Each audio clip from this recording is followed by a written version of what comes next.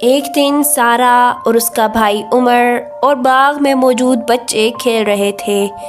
اچانک سارہ نے ایک بہت ہی خوشبودار گلاب کی خوشبو محسوس کی جو اس کے دل کو خوشی سے بھر دیتی تھی۔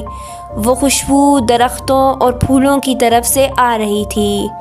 سارہ اپنے بھائی کو بتائے بغیر اس خوشبو کا پیچھا کرنے لگی اور تھوڑی ہی دیر بعد وہ درختوں کے درمیان پہنچ گئی۔ درخت کے نیچے جھیل کا پانی دکھائی دے رہا تھا اور اس کے ارد گرد بہت ہی سرسبز گھاس نظر آ رہی تھی۔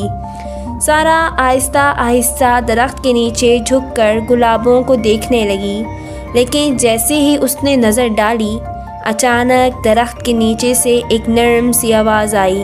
یہ آواز اتنی عجیب تھی کہ سارہ بہت زیادہ ڈر گئی۔ آواز آئی، کیا تم مجھے ڈھونڈنے آئی ہو؟